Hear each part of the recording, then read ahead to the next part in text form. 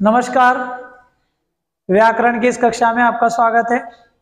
हमने पिछली कक्षाओं में अर्थशास्त्रीय पत्र पढ़ा, निविदा पढ़ी, विज्ञप्ति पढ़ी और आज हम पढ़ने जा रहे हैं ज्ञापन।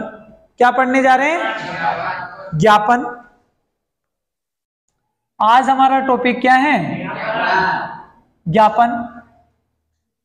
सबसे पहले हम एक प्रश्न लिखेंगे और उस प्रश्न के आधार पर ज्ञापन तैयार करेंगे। तो पहले अपन प्रश्न लिखते हैं। आप मेरे द्वारा प्रश्न लिखने के पश्चात स्क्रीनशॉट ले लें, क्योंकि उसी प्रश्न के आधार पर मैं ज्ञापन तैयार करवाऊंगा। तो बढ़ते हैं इस कक्षा में आगे। हमारा प्रश्न है, इसको ऐसे कर दो थोड़ा सा बस। तो हमारा प्रश्न है, कार्यालयों में, प्रश्न है कार्यालयों में हिंदी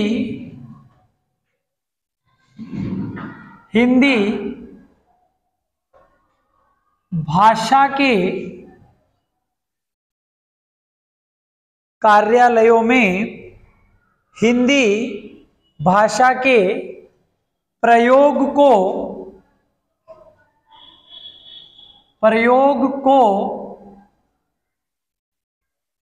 बढ़ावा देने के लिए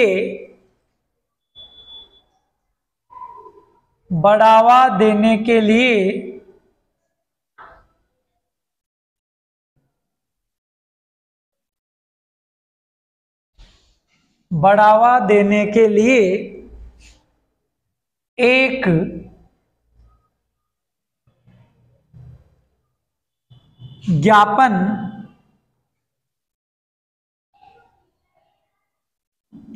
ज्ञापन का प्रारूप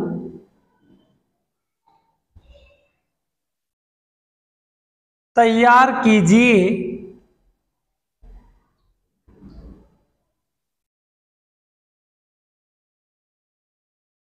यहां प्रश्न है, जो कार्यालय हैं उन कार्यालयों में हिंदी भाषा के प्रयोग को बढ़ावा देने के लिए एक ज्ञापन का प्रारूप तैयार करना है।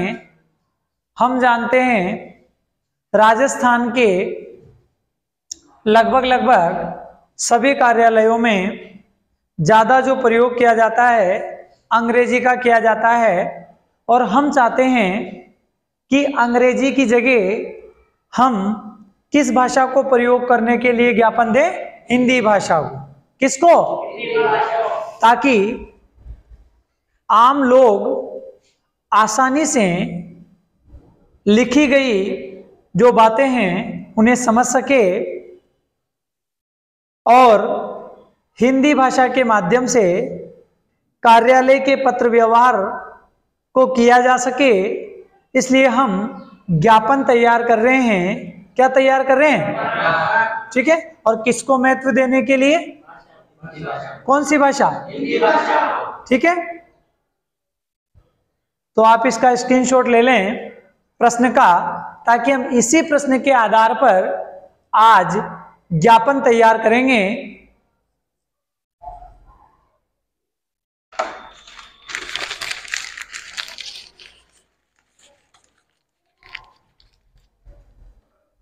तो आगे बढ़ते हैं।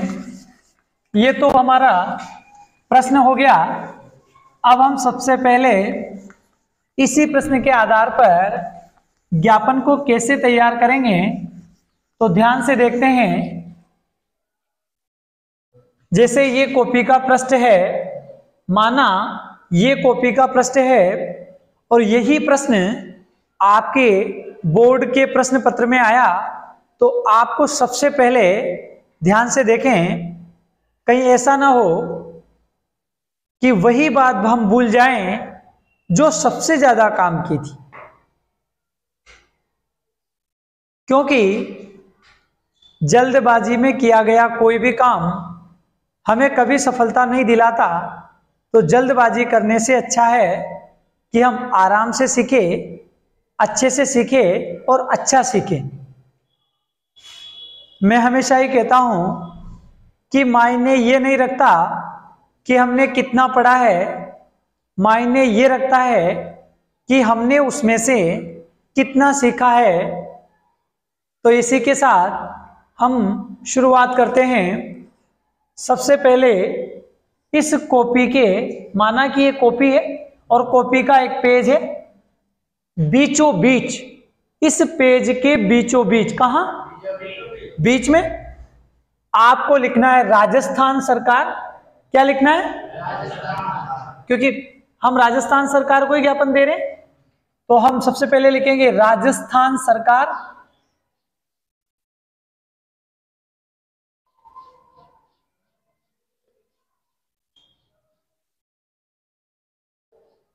राजस्थान सरकार, ठीक है। अब राजस्थान सरकार में हम किस विभाग को ज्ञापन दे रहे हैं? भाषा विभाग को। भाषा विभाग को दे रहे हैं, तो हम लिखेंगे भाषा विभाग।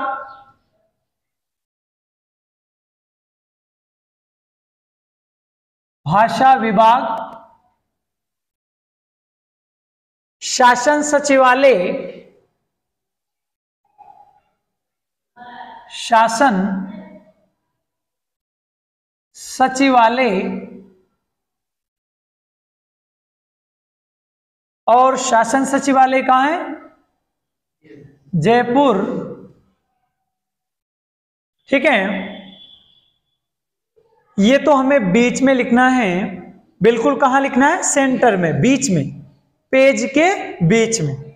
मुनकर की तरह बैठे नहीं रहे। जो बच्चे कक्षा में बैठे हैं, आप मुनकर की तरह बैठने नहीं आए हैं। जिस समय मैं लिखता हूं उस समय लिख ले, समझाते समय समझ ले, ताकि आपको परेशानी नहीं आई। और जो YouTube पे देख रहे हैं उनके लिए तो और फायदा है, क्योंकि वो तो डायरेक्ट स्क्रीनशॉट ले लेंगे। तो चलते हैं आगे। हमें बीच में ये लिखना है। सबसे पहले लिखना है राजस्थान सरकार,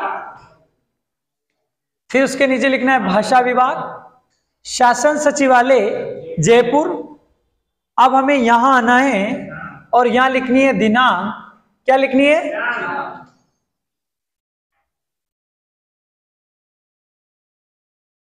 मानो आज कितनी दिनांक?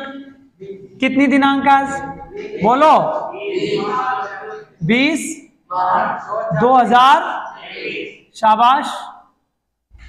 और इधर ठीक सामने जिस लाइन में हमने दिनांक लिखी है, उसके ठीक सामने हमें क्या लिखना है? ज्ञापन। बोलो। ज्ञापन। ज्ञापन, फिर पत्र, फिर क्रमांक, ज्ञापन पत्र क्रमांक। अब आपकी मर्जी से आप कोई सी भी संख्या लिख सकते हैं। जैसे आप बताओ, मैं वही लिख दूंगा। बोलो, कोई सी भी बता दो। बोलो, कोई सी भी बता दो। 545। तो हमने 545 लिख दी, ठीक है। ये तो हो गया पूरा प्रारूप। अब हमें यहां ज्ञापन लिखना है। बीच में क्या लिखना है? ज्ञापन। देखो, बोर्ड पे इतनी जगह नहीं है, इसलिए मैं स्पेस नहीं दे पा रहा हूं, पर आपको समझा रहा हूं। ये सारी चीजें लिखने के बाद आपको एक लाइन छोड़नी है, इनके बाद एक लाइन छोड़नी है, इधर दिनांक लिखना है, और दिनांक वाली लाइन में ही इधर की साइड आपको ज्ञापन पत्र क्रमांक लिखना है। और इन दोनों के उस लाइन में तो कुछ नहीं लिखना, उससे नीचे वाली लाइन में लिखना आपको ज्ञापन। क्या लिखना है? क्या लिखना है? ज्ञापन। शाबाश। फिर आगे बढ़ते हैं। फिर आपको लिखना है विषय। बोलो, क्या लिखना है? विषय।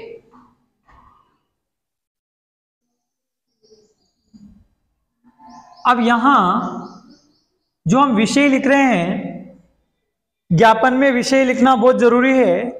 आखिर आप ज्ञापन किस विषय के लिए दे रहे हैं? काय के लिए दे रहे हैं? हिंदी भाषा का प्रयोग के लिए। तो हम लिखेंगे कार्यालयों में कार्यालयों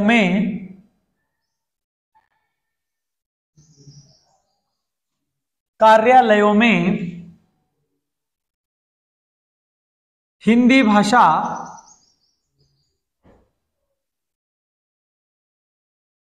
के प्रयोग के लिए, कार्यालयों में हिंदी भाषा के या हिंदी भाषा को बढ़ावा देने के लिए हिंदी भाषा के प्रयोग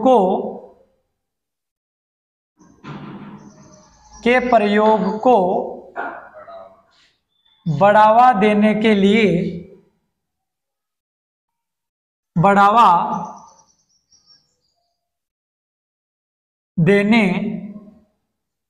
हेतु, अब हमारा विषय हो गया कार्यालयों में हिंदी भाषा के प्रयोग को बढ़ावा देने हेतु। ठीक है, तो हमने विषय लिख दिया। क्या लिख दिया? अब हम जो बातें कहना चाहते हैं वो यहां लिखेंगे। हम क्या कहना चाहते हैं, जो भी बातें हम कहना चाहते हैं वो यहां लिखेंगे। ठीक है, तो हम शुरू करते हैं। अत्यंत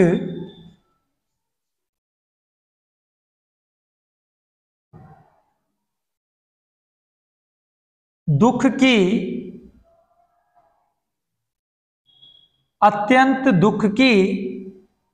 बात है कि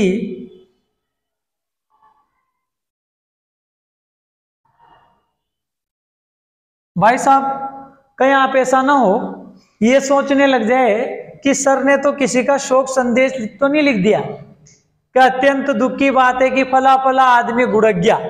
मैंने वो नहीं लिखा, मैं जो लिखना चाह रहा हूं उसको देखें आप। अत्यंत दुख की बात है कि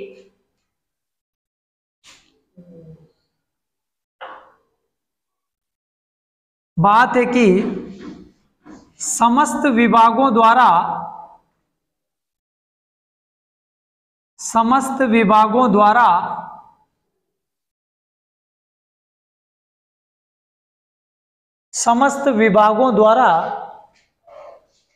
अधिकांश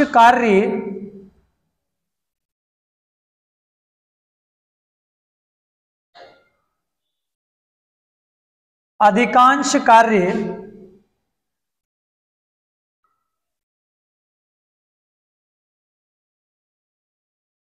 अंग्रेजी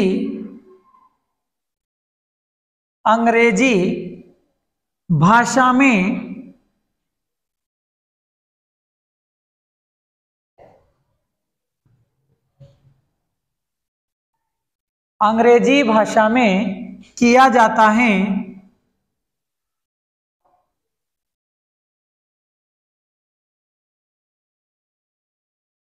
अत्यंत दुख की बात है कि समस्त विभागों के द्वारा अधिकांश जो कार्य हैं अंग्रेजी भाषा में किया जाता है।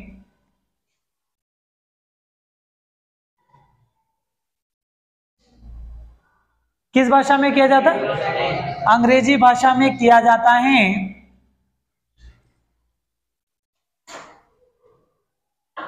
राजभाषा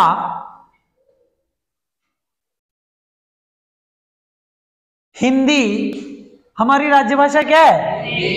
राजभाषा हिंदी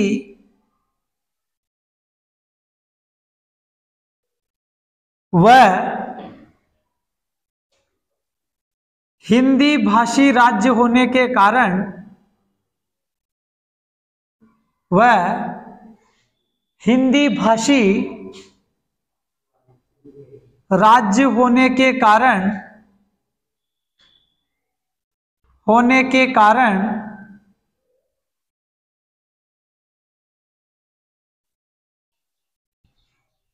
राजभाषा हिंदी व हिंदी भाषी राज्य होने के कारण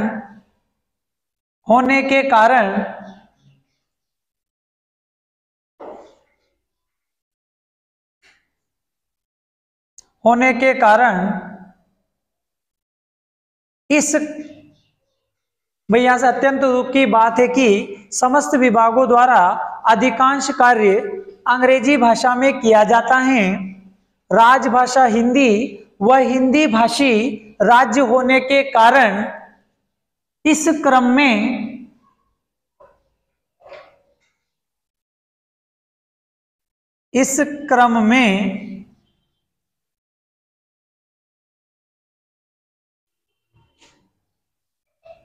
हिंदी भाषी राज्य होने के कारण इस क्रम में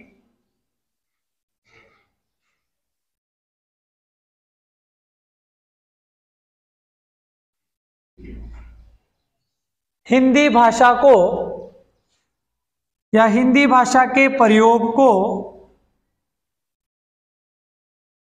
इस क्रम में हिंदी भाषा के प्रयोग को महत्व दिया जाना चाहिए, महत्व दिया जाना चाहिए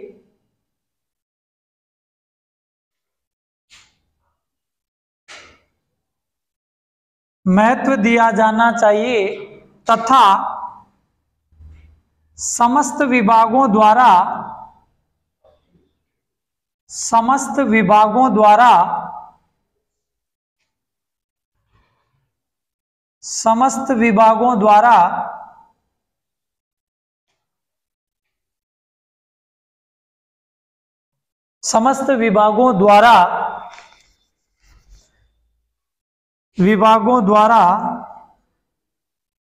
हिंदी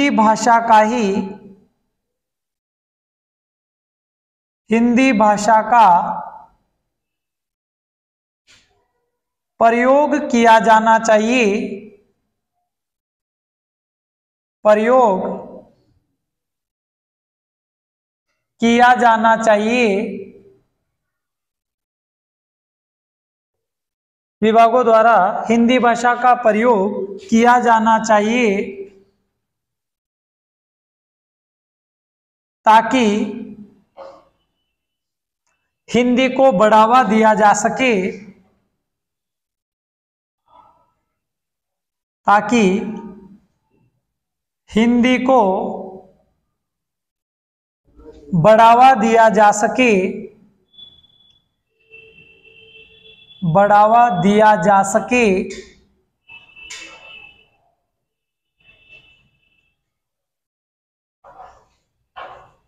बढ़ावा दिया जा सके। अंग्रेजी का प्रयोग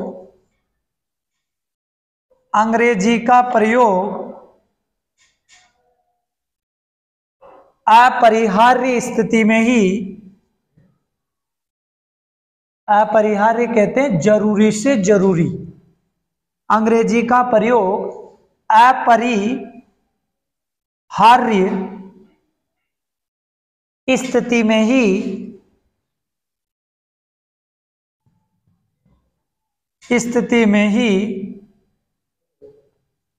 किया जाना चाहिए,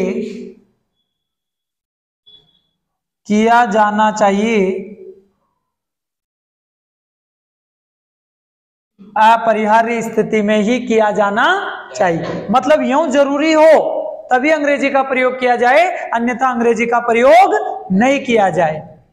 फिर इसके बाद हम यहां लिखेंगे इधर हस्ताक्षर, क्या करेंगे? हस्ताक्षर, और यहां लिखेंगे शासन सचिव, क्या लिखेंगे? शासन सचिव। और इसके नीचे एक लाइन छोड़कर सीधे इधर आ जाएंगे, इसके नीचे एक लाइन छोड़कर सीधे इधर आ जाएंगे और यहां लिखेंगे सेवा में, बोलो क्या लिखेंगे? यहां लिखेंगे समस्त विभागा अध्यक्ष, समस्त विभागाध्यक्ष मतलब राजस्थान के जितने भी विभाग हैं उनके अध्यक्ष, ठीक है, उनको प्रेषित करके लिखा गया है ज्ञापन। अब मैं आपको शुरू से समझाता हूं, आप बोर्ड पे ध्यान से देखें। एक बार ढंग से देख लें। हमारा प्रश्न था कार्यालयों में हिंदी भाषा के प्रयोग को बढ़ावा देने के लिए एक ज्ञापन का प्रारूप तैयार कीजिए। अब सबसे पहले आपको यहां बीचों बीच लिखना है राजस्थान सरकार। क्या लिखना है? Very good. क्या लिखना है? और हम भाषा विभाग से रिलेटेड लिख रहे हैं तो यहां आएगा भाषा विभाग। ठीक है, भाषा विभाग। अगर हम पंचायती राज को देते तो यहां लिखते पंचायती राज, ये लिखते ना। चलो आगे, शासन, क्योंकि सभी के जो सचिव हैं वो कहां बैठते हैं? जयपुर। इकट्ठे ने बैठे, और उनके इस बैठने का स्थान क्या है? शासन। तो शासन सचिवालय। इस साइड आपको क्या डालनी है? मानो आज 31 दिनांक है। शाबाश। और इसके जस्ट मतलब इसी के सामने क्या लिखना है? ज्ञापन पत्र। आप 287 लिखो, आप 488 लिखो, आप 1025 लिखो, कोई गलत बात नहीं है, आपकी मर्जी के अनुसार लिखो। बीच में क्या लिखना है? मतलब इस लाइन को छोड़ोगे कि नहीं छोड़ोगे? छोड़ना है। और उसके बाद आपको क्या लिखना है? और उसके नीचे क्या लिखना है? विषय में लिखेंगे कार्यालयों में हिंदी भाषा के प्रयोग को बढ़ावा देने, ताकि बस वो विषय पढ़े ना तो अट्रैक्टिव हो। यार ये ज्ञापन काय के लिए लिखा है? तो हिंदी भाषा के प्रयोग को बढ़ावा देने के। आगे बढ़ते हैं। अत्यंत दुख की बात है कि समस्त विभागों द्वारा अधिकांश कार्य अंग्रेजी भाषा में किया जाता है। बताओ किया जाता है कि नहीं? सभी विभागों में करते हैं कि नहीं करते हैं? आपने देखा होगा ना। अरे सब में देखा कि नहीं देखा? अधिकांश कार्य काय में करते हैं। जैसे राम ही लिख रखा है ना, उनको भले आधी अंग्रेजी आती है। कैसी अंग्रेजी आती है? तो वो क्या करते हैं? तो अपन पूछे क्या लिखा रहा है? राम। तो ये राम नहीं है तो एस लिखा रहा है। अरे कि तू नहीं जानता, तेरे से ज्यादा मैं जानता हूं। भगवान जाने वो जाने कैसे ऐसे लिखते हैं, ये देख लो। अब ये आपको समझ में आ रहा है क्या? वो पर वो कहते थे नहीं नहीं नहीं सही है, अंग्रेजी है, तू क्या जानता है। तो आगे बढ़े। कहते हैं ना कि अंग्रेजी की टूक वाली बात है, अंग्रेजी की टूटी टांग। तो ऐसा है, उसमें कुछ भी लिख सकते हैं, मैं बुराई नहीं कर रहा हूं। राजभाषा हिंदी, हमारी राजभाषा क्या है? हिंदी। हम किस राज्य के निवासी हैं? राजस्थान। किसके निवासी हैं? राजस्थान। अच्छा, शाबाश। अब हमारे राजस्थान में वर्तमान में कितने जिले हैं? 52। ये गलत उत्तर है। 52 जिले नहीं है, 50 जिले हैं। राजस्थान में वर्तमान में कितने जिले हैं? 50। आपको गलत जानकारियां हैं। 52 जिले नहीं है, 50 जिले हैं। और संभाग 7 हैं, सॉरी 10 हैं। वर्तमान में 10, पहले 7 थे और वर्तमान में कितने हैं? 10। जिले 50 हैं। कुछ लोगों द्वारा गलत बताया जा रहा है। क्यों? देखो मेरी बात सुनो। जयपुर उत्तर, जयपुर दक्षिण। तो जयपुर, पहले जयपुर को क्यों गिन रहे हो आप? 33 में से जयपुर तो फिनिश करो ना, जयपुर को फिनिश करो। उधर आप उसको जोड़ोगे, बार बार उसी को जोड़ोगे तो गलत जाओगे। तो उनको बार बार उनको मत जोड़ो, ठीक है ना। इसलिए हमारे यहां वर्तमान में जिले कितने हैं? 50। चलें आगे। राजस्थान में वर्तमान में जिले कितने हैं? याद रह जाएगा। और पहले कितने थे? 33। 30 3 33। सुनने में बहुत सारों की मिस्टेक आ जाती है। वो कहते हैं 33 थोड़ी बोला रहा तू, 35 बोला कालिया। अरे नहीं भैया, मैं 33 ही बोला। अब देखो आपने गलत बताया था ना, 52। अरे दादा 52 नहीं, 50। कितने? 50। संभाग कितने? 10। तो मैं सबकी बात करूंगा, यहां ध्यान से देखना। राजभाषा हिंदी, हमारे राज्य की भाषा क्या है? ठीक है, वह हिंदी भाषी राज्य, बात वही है। हम कौन से राज्य के निवासी? हिंदी भाषी है, हिंदी बोलने वाले। राजस्थानी है पर हिंदी बोलने वाले हैं। राज्य होने के कारण इस क्रम में हिंदी भाषा के प्रयोग को महत्व दिया जाना चाहिए, क्योंकि हम लोग है ही हिंदी भाषी। तो हिंदी भाषा को क्या दिया जाना चाहिए? महत्व। तथा समस्त विभागों द्वारा हिंदी भाषा का प्रयोग किया जाना चाहिए ताकि हिंदी को बढ़ावा दिया जा सके।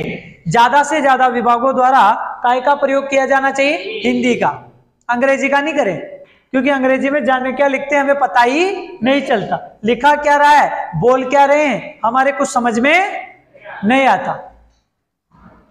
अपरिहार्य, अब आगे देखना, अंग्रेजी का प्रयोग अपरिहार्य स्थिति में ही किया जाना चाहिए। अंग्रेजी भाषा का प्रयोग जो है अपरिहार्य स्थिति में ही किया जाना चाहिए। यो जरूरी हो तो ही अंग्रेजी भाषा का प्रयोग किया जाना चाहिए, अन्यथा।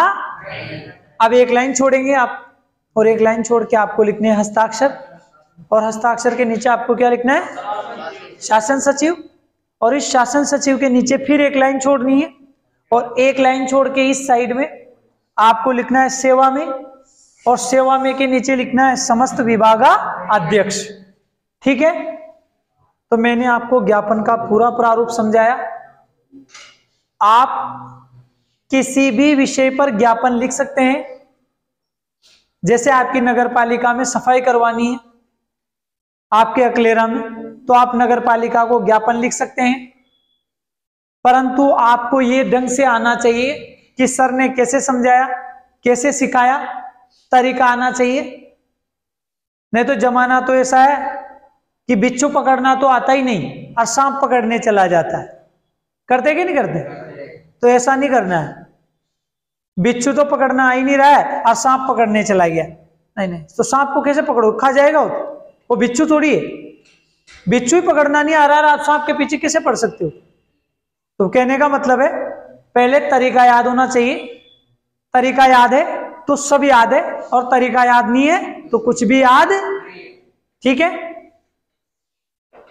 तो आपको इसको अच्छे से पढ़ना है। क्या पता बोर्ड के पेपर में ये आ जाए, ज्ञापन ही आ जाए, क्योंकि 5 चीजों में से एक तो आना ही है। अब वो एक जाने कौन सी चीज है, वो कोई सा भी आ सकता है। एक लड़के ने मेरे से कहा परसों के रोज कि जाते जाते मुझे इतना बता दो। मैं कमरे पे गया, उसके किसी कामवश काम आ गया था इसके कारण, तो कहा कि जाते जाते इतना बता दो। आपको भी 8-10 साल हो गए हिंदी पढ़ाते पढ़ाते। मैंने कहा हाँ हाँ बिल्कुल हो गए। कि इतना सा बता दो, बोर्ड के पेपर में कौन सा परिचय आएगा। मैंने उससे कहा अगर मुझे इतना पता होता, अगर मुझे इतना पता होता तो मैं स्कूल में क्यों पढ़ाता। मैं तो डायरेक्ट तुम लोगों से कांटेक्ट करके कहता कि मैं जो बताऊंगा वही पेपर में आएगा, ला दे 1000 रुपए। क्या ऐसा हो सकता है क्या? मेरे बताई हुई चीज मैं कह दूं यही पेपर में आएगा, क्या वही पेपर में आ सकता है क्या? पेपर में तो पूरे सिलेबस में से कुछ भी आ सकता है, पूरे सिलेबस में से कुछ भी आ सकता है। आपका कर्तव्य है आप पूरे सिलेबस को अच्छे से पढ़े। इंपोर्टेंट के पीछे कौन भागता है? जो गंवार होता है। क्यों भागता है? क्योंकि वो जानता है कि मैं ये पढ़ लूंगा तो पास हो जाऊंगा। कुछ बच्चे परीक्षा से पहले कहते हैं कि सर इंपोर्टेंट बता दो। अरे भैया, जो टॉपर लड़का होता है उसके लिए एक प्रश्न इंपोर्टेंट नहीं होता, उसके लिए पूरे ही प्रश्न इंपोर्टेंट होते हैं, पूरा सिलेबस इंपोर्टेंट होता है। और जो ढंग से पढ़ाई नहीं करते, टाइम पास करते हैं, वो लोग पढ़ाई के समय इंपोर्टेंट बता दो। तो आप समझे इंपोर्टेंट का मतलब? आपसे कोई पूछता है कि इंपोर्टेंट बता दो, इसका मतलब है वो गंवार है। सीधी सीधी बात। इंपोर्टेंट क्यों पूछा उसने? अगर वो अच्छा होता, मेहनत करता, तो उसे इंपोर्टेंट की जरूरत क्या थी? उसके लिए तो पूरा सिलेबस ही इंपोर्टेंट है। इसलिए आप सिलेबस की एक एक कड़ी को क्लियर करें। जैसे हम पढ़ाते हैं विद्यालय में, तो हम ज्ञापन आपको पढ़ाते हैं। आपने मेरा तरीका इतने सालों से देखा है। आपके सामने जब मैं पढ़ाता हूं, क्या मैं संजीव पासबुक लेके ऐसे देख देख के थोड़ी पढ़ाता हूं? कि कैसे पासबुक ले लेके पढ़ाता हूं कि इसमें लिखा रहा हो, फिर काहे का पढ़ाना है। तो मेहनत करना सीखो और चीजों का प्रैक्टिकल करो, बार बार पढ़ो, रटो मत, बार बार पढ़ो। कहते हैं ना कि करत करत अभ्यास थे जड़मती होत सुजान, रसरी आवत जात थे सिल पर पड़त निशान। कुएं की मुंडेर होती है ना, मुंडेर, उस पर बार बार रस्सी आती जाती है ना, तो वो कठोर पत्थर भी क्या हो जाता है, कटने लग जाता है, घिसाने लग जाता है। अगर हम किसी चीज को बार बार करके देखें, बार बार पढ़ के देखें, तो कौन कहता है कि सफलता नहीं मिलती, सफलता जरूर मिलती है। पर अंतर केवल इतना है कि लोग अलग अलग भांति के होते हैं। एक वो होते हैं जो प्रचार प्रसार करते हैं, मैं ये कर दूंगा, मैं वो कर दूंगा, मैं ऐसा करवा दूंगा, मैं वैसा करवा दूंगा, मैंने इसमें इतने में से इतने नंबर दिलवा दिए, मैंने 100 में से 100 दिलवा दिए। अरे भैया, तू 100 में से 100 दिलवाने वाला कौन होता है? नंबर लाने वाला तो बच्चा होता है, तू तो केवल पढ़ाने वाला है। अगर तू दिलवाने वाला है तो दम है तो उसे दिलवा जो पास नहीं हो रहा है। ये गलत बात है, ऐसा कभी प्रचार नहीं करना चाहिए। मैं तो इतने में से इतने करवा दूंगा। अरे दादा, हम जानते तू करवा देगा, बहुत करवा देगा, तो करवा, फिर उसके करवा जो फेल होने की कगार पे, उसके 100 में से 100 दिलवा। तो ऐसी घटिया बातें नहीं करनी चाहिए। ज्यादा प्रवचन भी हानिकारक रहते हैं। तो ये टॉपिक पूरा हो चुका है, मैं ये मिटा देता हूं ये वाले, और आप इसका स्क्रीनशॉट ले लें और अच्छे से इसे तैयार करें। धन्यवाद, अगली कक्षा में मिलते हैं।